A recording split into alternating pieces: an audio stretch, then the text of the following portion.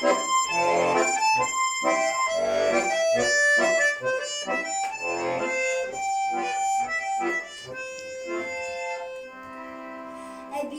sandığında saklanmayı nilergine, ey deniz sırık özünden, aşıp kursetsin bizge. Ey deniz! Bolalar istenmişsiz bolalar. Nima kulakka kildiniz mi bolalar? Ey! Kuralın indi motor edip siz giyinip girgensiz nima kulakka. Tatar milli kiyimlerin giyip girgensiz. Ey de güzeli, bugün biz Tatar'ın milli kiyimleri turunda silerşik. Ey Yarın deniz! Ey de güz bolalar. Sandıkta yattığı kazak, ebiyim çıkın kalfak. Ul kalfak ne en iyiyim de, kadirlip giden her çak. Milletimden uru anda, uka şuhu şeşeki. Unutma yedge bulek, ebiyim ne kalfak. Tübeteyim ne giydim, kızga karşına geldim.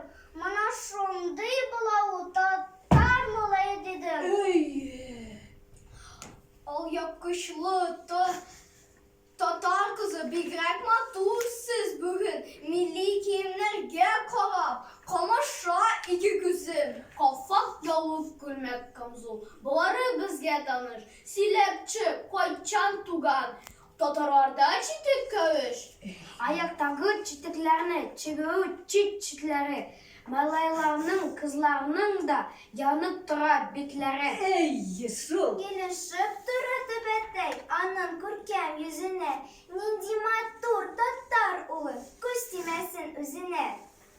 Ol şaşıkları giyimi biz, gül şaşıklı iyi biz.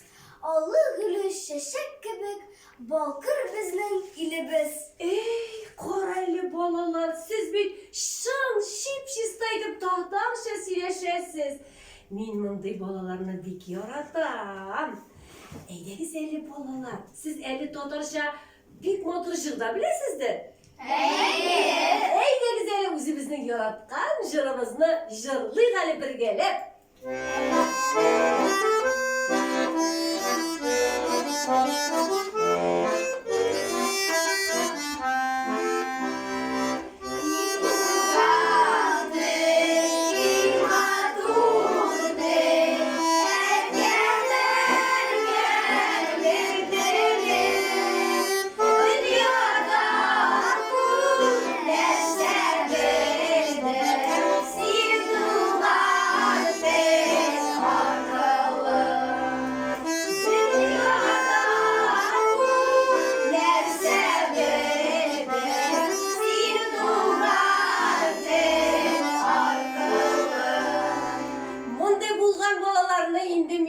Demliydim, şey bilen sığılıyım. Ey güzeli, bizde kulakka kri gele. Demle, uzimizce tatar şeydip, şey şerbiz.